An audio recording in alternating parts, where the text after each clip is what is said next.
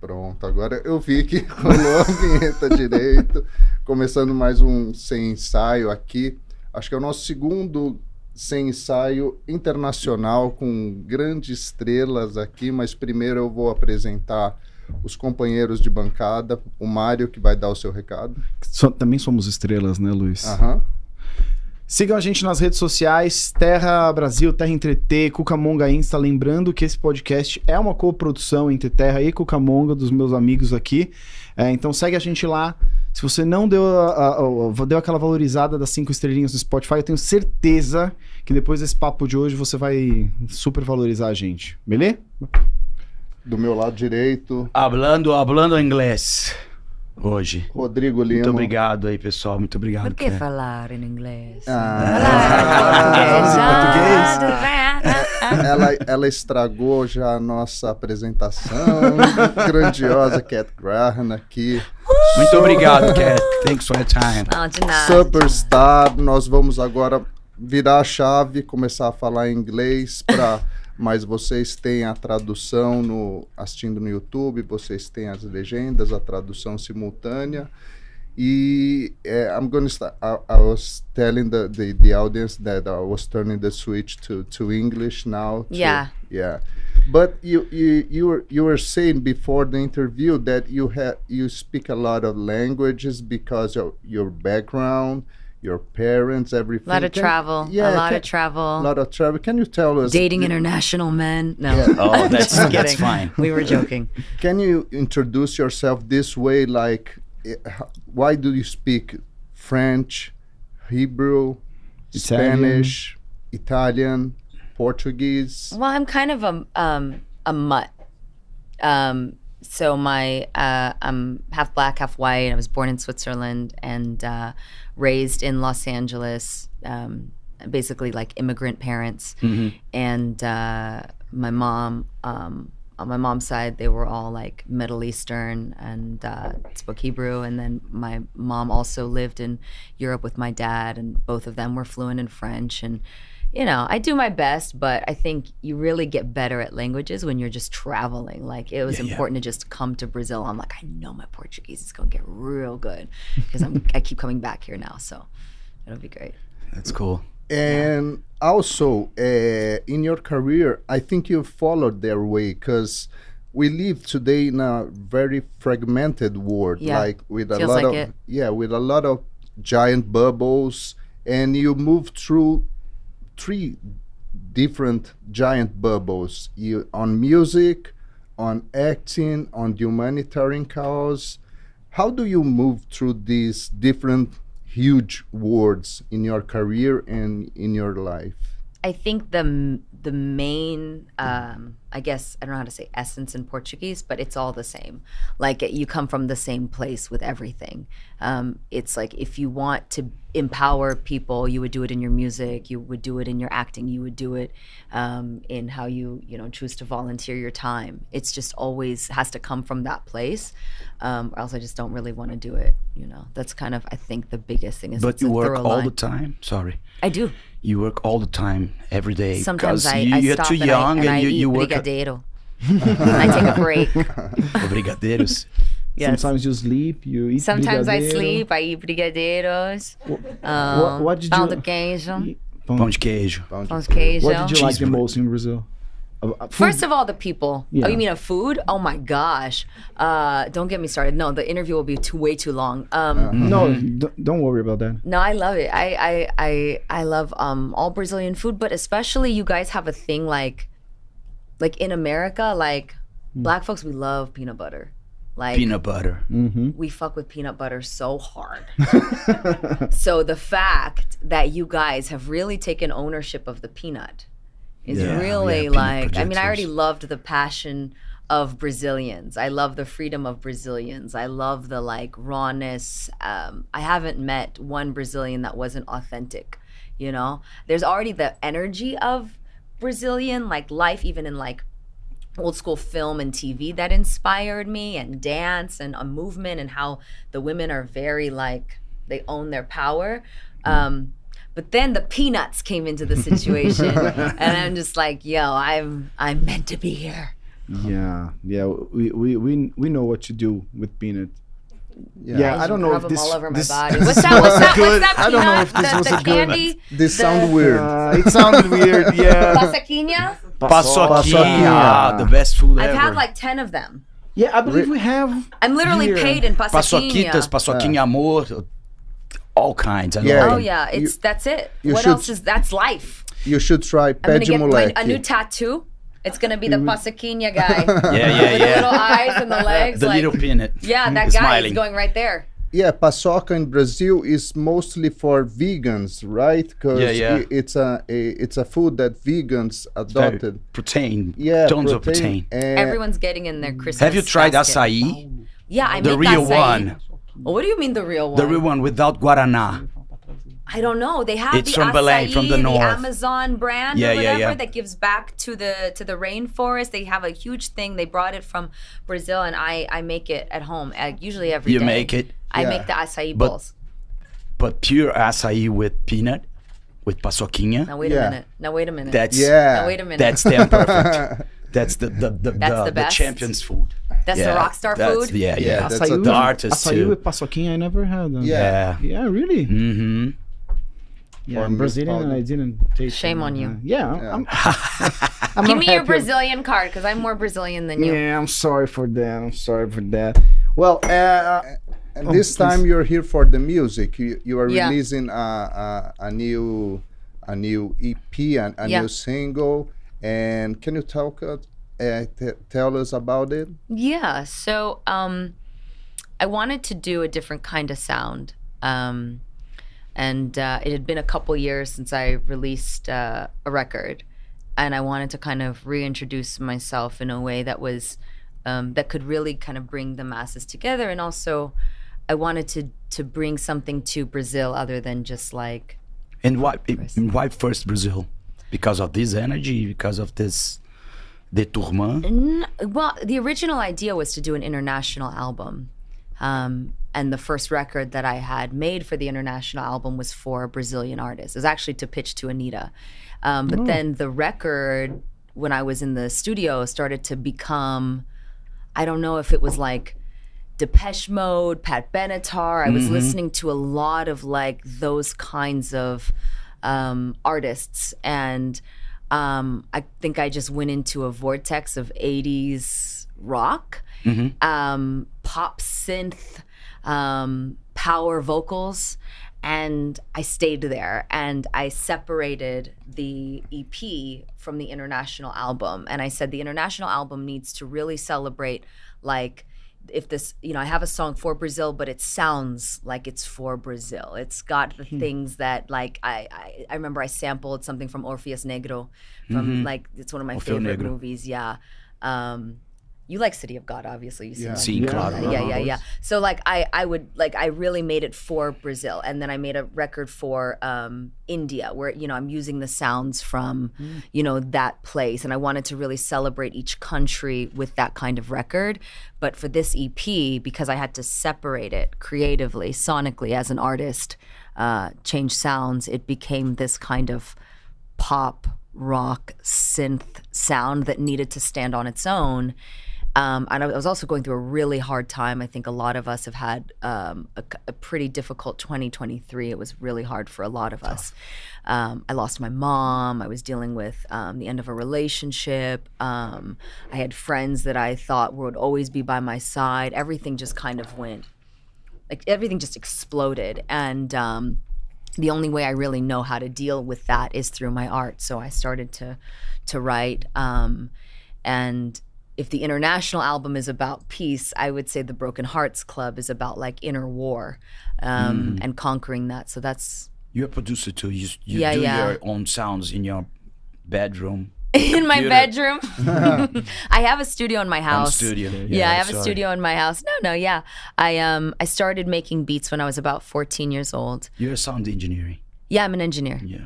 Yeah. So watch out. I'll take your jobs. I'm an engineer, I would say, like first, and then a beat maker second. Mm-hmm. I'm a dancer first, an engineer second, a beat maker third, and an artist fourth. So understanding of everything starts from how it moves in my body, and then I can start, writing on top of that. But yeah, I'm a nerd. I don't look it, but I'm a total nerd. I need to know how things work. I need to be able to not need anyone, but I also have an incredible producer that I work with, Jeeve, who is a total rock star and plays like every instrument. And so I just, it's important. I think a lot of pop girls, unfortunately, the way it exists in America is that it's just kind of songs are given to them. And I was stuck in that label system for a while. Hey, here's this song and, go do it. I'm like, but I can make my own, but it was like some weird system that I'm grateful I got out of. You created all your songs. I've written all of them. All your songs. Roxbury Drive I co-wrote with Babyface. Okay. And then the Love Music Funk Magic album was the record that I'd started working on with Prince. And I finished on my own. But yeah, I like to write by myself. I'm working on, I'm excited now to work with more international artists because there are certain things that are happening in Brazil that I don't know about that need to be, spoken up about. There's things that are happening in Africa. So I want to make sure that the people that are from that place have a voice on my records. Yeah, different culture, different lives you need to understand. Yeah. And you worked with many artists such as John Legend and Justin Bieber. Tell us a little bit about this. And Prince. And Prince, of course, the one of the Prince, biggest. Yeah. Tell us a little bit about your co-production with these guys. It's hard to work with them. Well, there's like two different parts, right? So like John Legend, who I've actually worked a little bit with in the Recording Academy because I'm governor. So when I was a kid, I'm not even a kid, like a very young woman, I did like a lot of music videos because I was a backup dancer first. So I was like backup dancing for Missy Elliott and Pharrell before I kind of took ownership and decided that I needed to engineer and figure out how to make beats. I haven't really worked with many people other than like Jeeve, Prince, and Kenny. It's just been really them just because I had come from a label system where I was handed records. And some of them were great writers. Like this guy, Matthew Coma, he wrote the song Graffiti. These guys are unstoppable. They're so good. But, the industry was changing. Like my label folded. I went to Interscope after A&M kind of, and I just wanted to do my own thing. I wanted to go back to like the records that influenced me. Everything from Massive Attack and Sigur Rós and like listening to those records. That's where Toro Gato came from, which was all very kind of trip hop, cool stuff. And then I jump genres, because I like to. So I'll do a 90s R&B record, or I'll start listening to all of these different kind of artists that have influenced me.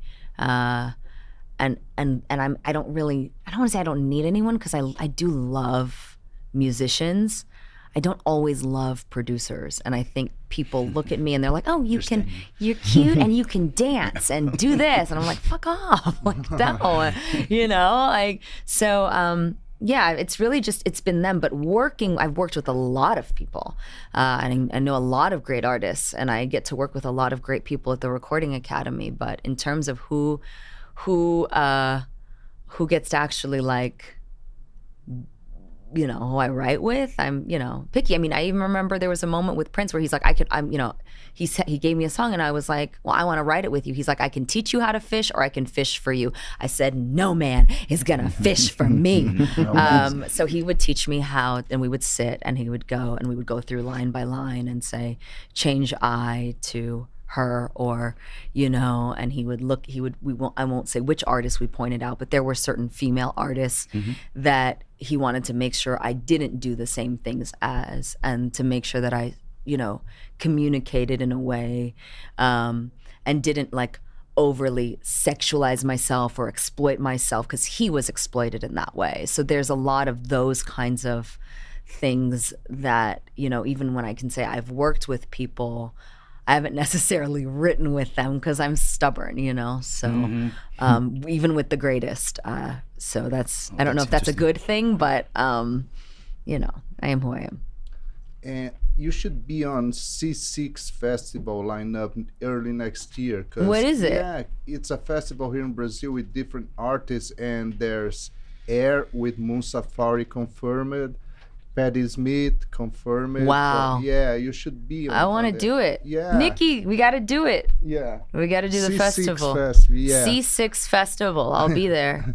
And from your perspective, ever since you got this massive success with graffiti, And the show, I think that was a huge part of it. Yeah, 12 years ago. How did you see your career turning to improving, and how do you see your music in the last 12 years from graffiti to this new single to this new EP? I think makes sense. I think a lot of it, yeah, it makes sense. A lot of like music is such a self-discovery. You know, I started off in the gay clubs, and the music that I made it started off dance, pop, called my gay pop, you know, and that was how I started. And then once the label imploded, I was like, let me go back to the beginning of my journey. And then I've since been catching up to my life. So I started off listening to Babyface and Boyz II Men and New Edition and 112 and all of these records when I was, you know, 9 or 10 years old. So I'm like, well, let me go back to what first my understanding of music was. Harmonies, like that. Let me just go back to that. And then from then I was able to then do, you know, right after that, I mean, during that time of promoting that, that's when the Prince call came. And he was like, well, let's, you know, tour. And I'm like, you're doing funk right now. Like, that's not going to make sense with what I'm doing. So let's just start working on the funk record. And so he was the one that introduced me to funk and to like Larry Graham and Sly and the Family Stone and all of these records that I had never heard of before. And Giorgio Moroder, right? So it went from like funk into like disco. Right? So I started to kind of like understand even, you know, through like guitar licks and the different strumming and even like the Stevie Nicks and like this kind of like, you know, I'm going through like these eras in music and discovering them parallel to my life. And then after that, I wanted to do something that, right after that, during that time, I would say that's like 2016, I lost Prince and I couldn't. We all lost him. Yeah. We all lost him, and I was in a dark place. Still am. And that's when Toro Gato was born, out of this kind of like, let me go back even before 90s R&B, when I was like, I would run around with David Blaine, you know, the magician? Do you know the magician? Yeah. Sure. And he would ask me like for like beats and stuff, and we were like, you know, friends when I was like 19. And so I would make these like weird beats that would make sense for his magic shows, or his specials, just to do it, because he was the only person that thought that I could do it. So I went back to those records like way before, and I brought them back because they carried that, you know, all that kind of the Massive Attack, the Portishead vibe, and brought that. And then after I discovered that, and I was getting through this kind of really dark place where I was over this Cat Graham identity of having to be this like teen pop person or this label person, like the one person that really saw me and believed that I could be an independent artist and myself was gone. So the idea, I had to shed my even understanding of myself. And then after that, I started to be like, okay, well, what the fuck am I doing? Like, what do I want to do in music? Like, who am I? What do I care about? And I'm like, why? I care about human rights. And so I went back and did this Long Hot Summer album, which was all very like, it was a partnership with GLAAD. And then after that, I was like, well, let me sit back. It was like, I think all those records kind of came out like 2021, 2020. And then I looked at the state of the world and I was just like, well, if I don't have anything to say, and if I'm dealing with like the loss, because then at that after Prince, I lost my brother who was shot. Like the world was imploding. Like it was just crazy. My mom was getting sick. And then I was like, let me write a song about what I'm going through.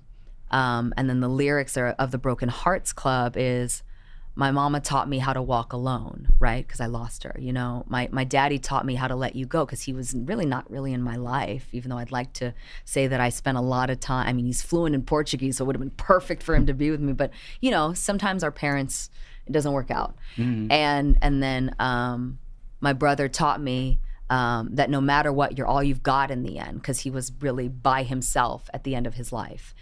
And putting the truth into music was the key for me. And that's what this new record is. And then dealing with the inner war and the conflict and the heartbreak and the losses in a way that the world can even dance to was like, okay. And then after that, it's my peace album, the activists and the local artists and like bringing the world together. And then maybe after that, I'll retire. No, don't do that. And I'll just go back to being a housewife and making açaí. That's what my husband wants. With paçoquinha. Yeah, paçoquinha and just having a bunch of babies. So we'll see. We'll see the journey. And that's why you are a goodwill ambassador. That's probably one of them. One of the reasons, yeah. You went to Congo and you were named the princess of so I don't know. I've done a lot, yeah. You went to Africa. I'm a princess. You're everything. Really? You're almost everything. You're almost. a singer, a dancer. I'm almost Brazilian. I'm almost Brazilian. More Brazilian than me. Yes. That's okay. We'll work on that. I have these titles, and I worked with the refugee agents. We have a mission tomorrow. We're going to go to I didn't want to come to Brazil and not do what I... Where are you going? Not do what I do. We're going to a women and children's center, and then we're working with some Congolese refugees that had, were brought, that came here to start their life new, and they're like these incredible chefs. But I'm excited about the Women and Children's Center, so I want to make sure that I also highlight, Brazil, not just for the music and the stuff that I'm eating and wearing and, the kids, but also like the community, and make sure that I do my job and why I'm here and stay consistent. So that's where, the UN flying in. Mm-hmm. The UN is flying in. And tomorrow we're on mission all day. And then, Sunday I'm just like running around Sao Paulo with my little Brazilian captains to shoot content and with Congolese kids. The Congolese kids, they'll be. I'll be with them tomorrow. So, but I've been doing refugee works for like 14 years. 14? 13, 14 years. I don't know now. Why did it started? Yeah, I mean, is there something that happened that? Lot happened. Yeah. Lot happened. I know you have a lot of influence on Black Lives Matter and all of this, but the humanitarian cause, why did it happen? Why did it start in your life? Well, my grandparents were refugees. So I look at people's parents and I'm like, wow, like your grandparents didn't flee for their life? That's so great. Like, what's that like? And, but my dad, my grandfather was like a high level diplomat in Africa, in Liberia. And he's from Liberia. And he was lined up on the beach to be shot because the Charles Taylor regime was like taking over, and he fled for his life, and he fled to Switzerland, and he ended up becoming an ambassador for the UN, which is actually a coincidence. I didn't get my title because of him. He had long passed before I even got to the UN. My mom, because my dad and I and my mom, we were all estranged from my father. My mom cold called the UN and said, my daughter wants to come work for the agency, because her mom had fled the Holocaust. She would like hide under the stairs when the Nazis were coming in. It's just crazy. And I just always felt that it was almost like I made a deal with God, and I said, listen, if there is a way, if you ever build me up and give me a microphone, I'll do my work. I'll do my job. And I did, and I am. And a part of it was honoring my grandparents, because I wouldn't be here without them. I mean, they barely survived, you know? So I liked, you know, I'm not a refugee, but I'm 1 degree away from being one. And every day with what's happening in the world, I could be a refugee tomorrow. You know, there's just, I looked at my friends in Ukraine, and I look at, you know, my friends in Lebanon right now, and you know, I have my cousins in Israel. It's just like at any moment it could happen to me. That's why it's like so important that I keep doing the work, because I don't believe that what happens to someone else couldn't happen to me, because I know loss. I know the feeling of losing what represents home for you in the deepest ways. So, you know, I want to stand behind what I believe is the right thing to do. Yeah, in Brazil, Perfect. Brazil is a country of refugees, immigrants, and people from Africa who was brought here like slavery. And we understand what you say because of the history of the country. And that's why the music is so important Yeah. sometimes. Yeah. That's why when I think of like Brazil, and I think of freedom and the colors and the rhythms and dancing in the street and really enjoying food and life, that's why it means so much to me, because it comes from such a, you know, so many people had to work for that freedom. Brazil represents so much freedom for me. Yeah. How many times did you come to Brazil? I've come, I think this is my 4th or 5th time. I think by the time I come back will be maybe my 6th. Yeah, you'll be here. And then I'm going to keep coming back. Yeah, you'll be here next year for your tour. Ken Yeah. Graham Takes Brazil. This is the name. That's not the name. That's the thing that my friend Roy decided to put on the it's flyer. a good name. It's not the name. I don't know That's the name. not the I tour think name. I think that tour would be maybe the Broken Hearts Club tour. I think that's what it is. But no, that's not. That's just a flyer. and you'll be here in São Paulo and Rio de Janeiro. Yeah. I'll make sure you guys have some tickets set aside for you and your March family. 21 in São Paulo and The March 22nd. 22, Right. So yeah. second in Rio. In Rio. I'm Rio so de Janeiro. excited. Rio de Janeiro. I'm excited. Okay. I'm excited. Yeah. Yeah, and I'll be dancing to your music. Yeah. I'll try We'll see how to. Brazilian you are by the way you dance. I need to understand. I need to be more Brazilian until your Mario, concert. he's a break dancer. Yeah. Are you really? No, I'm not. Oh, Don't do that, Rodrigo. Don't do that, please. that's okay. Yeah. I could do a little breaking. Really? too. Really? I used to love Chaka Khan Oh yeah. and Michael Jackson. And Yeah. when I was a kid, I got a bunch of friends and we used to break together. That's But awesome. until I was 12, and then no more. Almost Yeah. selected for the Olympics that we had the breakdance on The Olympic That- Games, that's yeah. street There were a dance. couple dancers that got onto the Olympics that were super sus. I don't Yeah. know how they got on there, but there was some ridiculous things happening. the I'll be in the Australian. next Yeah. Olympic Games. I think you could make it. Yeah. Yeah, okay. Mario could be an Australian break dancer. Probably better than. Okay, so you talked about Michael Jackson, and you'll be I'm in the movie. in the movie that it's going to be released on April 25, That's what they tell me. I don't know what's going on over there, but yeah, that's what they tell me. and you.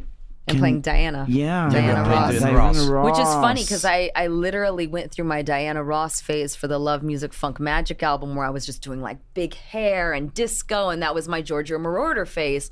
So, you know, to be kind of back in those pants, those sequin pants was really interesting. I was like, I've done this before. But it's a little different playing someone like her, because she, even the way she spoke is different than me. Very different. She's like lighter, and she's, you know, she talks like this. She's much smoother than I'm like rah rah rah. You know what I mean? Like I'm not as like she's much more graceful than me.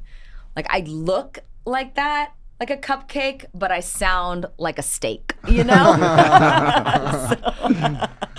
so yeah, she just being that was a lot of work. What do you think it's more difficult for you, like being an actress or being a singer and composer? Depends who I'm working with. Yeah, that's a good answer. Yeah, I mean, when I was on the label, it felt very hard to be a singer because I felt that I had no control over what I wanted to do, where I wanted to go, what kind of records I would record. I would literally like get picked up, I remember, from Coachella and then brought into a studio to go work with somebody I really didn't want to work with. Like there was moments like that where I'm like, but now I really love singing because I'm like putting my heart and soul into it. So it feels like this is what, you know, to do, you know. And there were moments when I've shot projects where I was dealing with stuff behind the scenes and even in front of the camera where I'm like, this is like, I don't want to do this, you know. And then there's certain things where I'm like, this is a really great character and I think this is going to help a lot of people. So it depends on the project, you know. Some days like nothing, I just want to eat and hang out with my dogs and stay home, you know. You're really going to retire? I say that after every album. No, I think I'm just, as long as I'm inspired, I'll keep creating.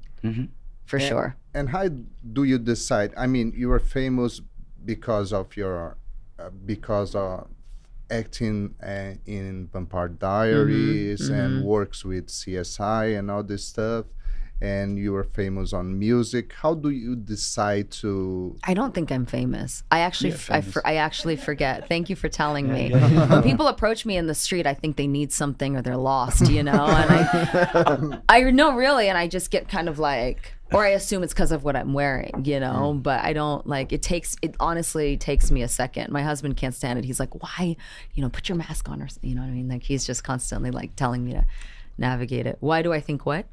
Yeah, how do you decide? I want to do this movie or this participation on acting, or I want to make music now. And how do you turn from these different parts of career? Oh, I think I'm like, if I said no to a movie that was going to be shooting during this time because I wanted to be here in Brazil. And I knew why I wanted to be here in Brazil. And I knew what Brazil meant to me, and I knew what's, you know, owning my voice meant to me. And I chose to be here because I thought that the song and even like the performances and giving back to a country that has done so much for me was the right thing to do. And that's kind of how I'm navigating stuff. Like, I'm like, is this the right thing to do? Does this feel good in my soul? And it sounds kind of ridiculous and maybe not the smartest business approach all the time. But if it feels right in my soul, I do it. And if it feels like, oh, it's just a paycheck, I can't do it. It's almost like if I just do something because it's a paycheck, then my like blessings go away. Like the gift, the fame, everything goes away. You know, my ability to create real change or even be inspired to like write songs or hear melodies, I think all of a sudden it'll get really quiet, because I think artists really get to tap in when they're coming from the right place. So that's it. I just follow my conscience. And the question, where do you see in 5 years, doesn't make sense for you, right? Well, I know I'm always going to be like in the field, in the refugee camps. Like that I know. I know that I want to be someone that's like brought a lot of people with me. I just, even like there was a fan who just messaged me on stories yesterday that he did an acoustic version of like my song Secrets with Babyface.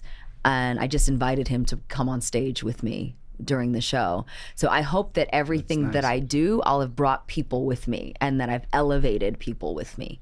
That I know I'm doing. I don't know how I'm doing it. I don't know what, like the inspiration. I don't know where it's going to come from. But I know if I do become an even like a bigger star or have bigger projects, whether it's like a movie or like an album or a show even, it's going to be because I brought people with me. That would be the only deal that I would make, I think. Whoa, great. And we were talking about your career, and you were known as Bonnie in Vampire Diaries. We know you in CSI and the OC and Hannah Montana and everything. I did do movies since then too. Yeah, but I was... You know me from Hannah Montana? You're a fucking liar. Stephanie knows you in Hannah Montana. She saw you there in Hannah Montana. Yeah, old school. It's where I met Miley Cyrus. Yeah, but I was going to ask you, when did you start? And when did you decide to... Because you were... I don't know if this is correct, but I believe you were first known as an actress. Yeah, I think that's right. Yeah, but when did you decide to explore your other gifts? Like, I'm going to release a song. I'm going to... I don't know. When did you decide? Have you been to art school in the U.S.? Just to no, I just went to Musicians Institute for engineering because that was the only thing I didn't know, and I think my mom was pretty tired of me calling Pro Tools crying. Digi 001, if you know, you know. So the moment I think happened, I don't know what happened. It was probably like I was really tired. I think actually one of the main moments happened when I was in Brazil. Because we shot the Fanta commercials here, and I was a Fanta girl. So the wanna Fanta, don't you wanna? We shot that here in Sao Paulo. And I remember, I was a teenager. When was that? Oh God, it was way before Vampire Diaries. It was like 2008.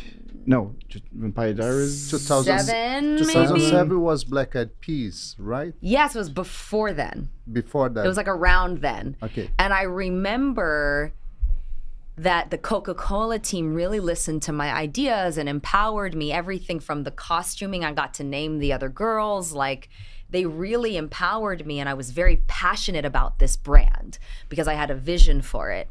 Even for like the music, everything, the dance. We were working with this guy Travis Man. I think the moment in Brazil where I knew I was at that point I was still backup dancing for like Missy and all of these people, but that was the first time that me as an actor and me as a dancer was like put on. It was a commercial and it's corny and it's cheesy and it's all of those things, but it was the first blend of that, and I was like, oh, I'm kind of good at this. Can do it. And then I went back and I started to make beats.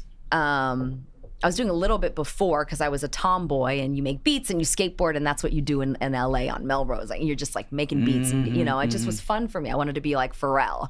I had no intention of being this necessarily. I wanted to be like Missy, but not even rap. But I think it was after that, when I got back to the States, I started to really like use that money to buy all of this recording studio equipment. I didn't know anyone. I was like some broke kid in some like single mother household living in some shitty apartment in Hollywood, knew no one, had no money. But the money I did make, I just flooded my mom's apartment with equipment. There was no room.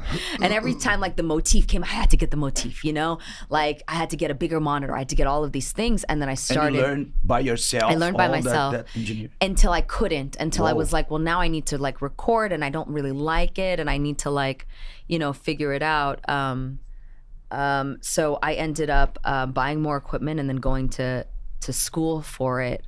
But it was more important that I knew how to make music before just like running around. And then I would make a bunch of CDs of my beats and burn the CDs. And then I would go take really like cheap, shitty flights to New York and go stay with my friend Janina. And she would help me get on the trains, and I would go to different labels and just drop off my beats. I'm sure they all ended up in the trash. But then that's when I met, I think it was like 2007, I met will.i.am. I didn't know who he was. I had some like gig at some club. I'm sure I like snuck in, you know what I mean? I would hide in the bathrooms of these clubs just to go look at acts and stuff or whatever. And I remember telling will.i.am, you know, I make beats.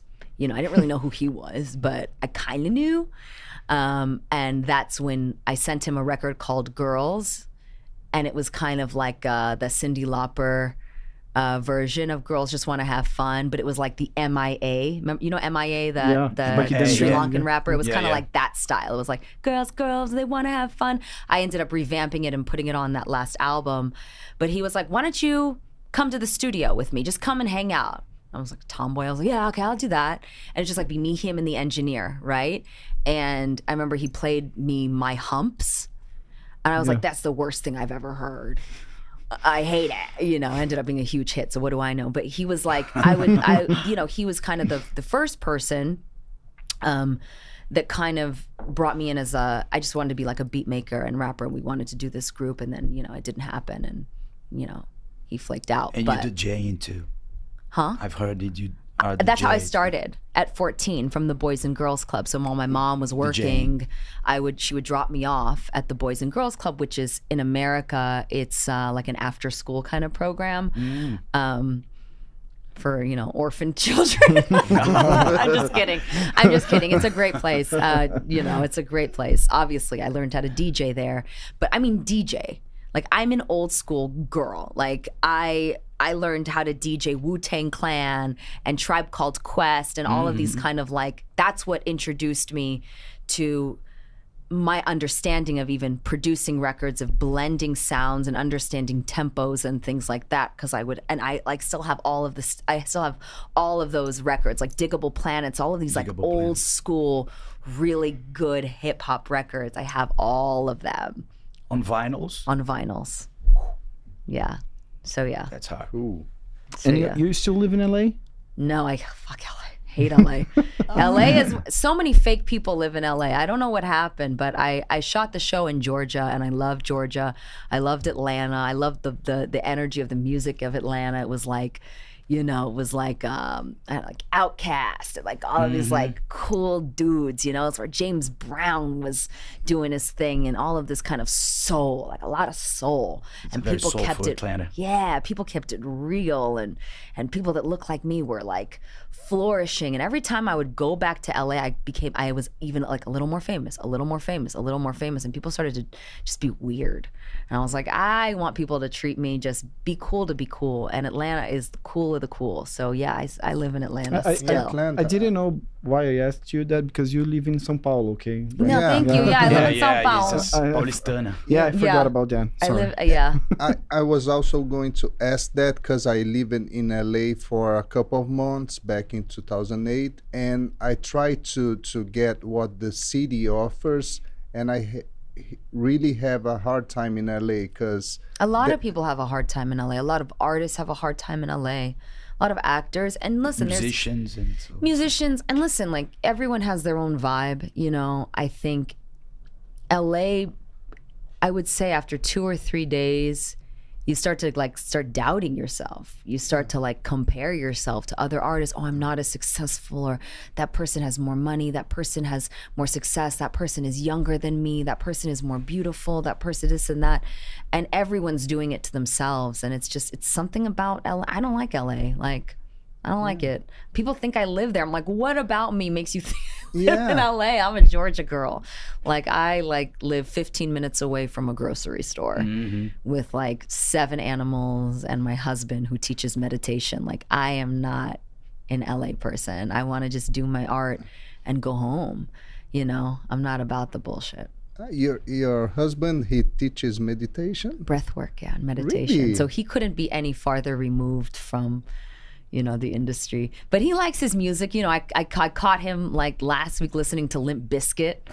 Really? Yeah, so he's kind of in his like punk rock phase with music. He also loves international music, so I've been introducing him to a lot of like Brazilian music. You should introduce him Dead Fish. Dead Fish, yeah. Oh yeah. please. No, Dead Break Fish is Stuff dope. was That. inspired. He probably already knows Dead That's Fish. too Brazilian. Yeah. That's dope. Yeah, for sure. No, we're gonna have a little Dead Fish party when we get back home for sure. Okay. For sure. I was. You're talking about LA. I studied in San Diego. San Diego's cool. Yeah. They're cool I there. went there. That's I- cool. I- San Diego's cool. Yeah, I studied in San Diego, and I really liked those months I lived there, and I spent one weekend in LA, and at the end of the Sunday I was like, okay, that's enough for me. It feels like that, and it's I'm- sad because I grew up in LA. I grew up in Hollywood, like skateboarding to auditions and, making beats and like, and you would think that the place that you're from you would like, but I think I miss the days when I was just making beats in the bedroom, and no one gave a shit, because now LA gives a shit, but in the wrong way. Because I'm famous, they only like, couldn't get into a restaurant, and then they're like, somebody whispers to somebody else, oh, you know what that is, blah, blah, blah, blah, blah. And all of a sudden, right this way, Miss Graham. It's like, ugh. I'd rather like tell me to fuck off and like I'll go eat at the taco stand, So there's a lot of that kind of like, So I don't want to be around that. I just want to be, seen for who I am. And Yeah, and we are running out of time. If you want to use these last seconds to say something that we didn't ask that's important for... just, Brazil has my heart for sure. Brazil is a huge part of my understanding of who I am as an artist, as a music artist, even as an actor, as a wife, as a dancer, So just thank you, Brazil. Thank you for having me. And take this gift from us here in Brazil. I'm telling you guys, I get paid in peanuts. These I haven't seen though. These are big. Yeah. This is a huge paçoquinha, please. Paçoca de rolha, que chama. Thank you so much. Okay, Miss Graham, thank you for your time. This was Yeah. awesome. Thanks This for is one of this my program. favorite interviews. I wasn't sure because you guys are like such men. I was like, what do they want with me? What are we going to talk about? But this is, we talked about things that no one ever asks. Yeah, we just want to talk. It's Yeah. cool. It's just a conversation. Thanks I loved again. it. This was one of my favorite interviews I've ever done. Thank you so much thank for you. your time. Like in my life. Yeah, for your kindness, and especially from your work. You make a lot of people happy with your work, and thank you very much. Thanks for coming. Thank you. Thank you. Obrigada. Ciao, de nada. Obrigado. Obrigada, mano. Almost a Brazilian. More Brazilian than me, once again. Lembra de seguir a gente nas redes sociais. Terra Entreter, Mário, Luiz, todo mundo. Segue todo mundo e obrigado. Acho que é isso. Valeu. Até a próxima. Muito obrigado. Esse episódio foi sensacional. Nos vemos numa próxima. Abraço. 10 de 10.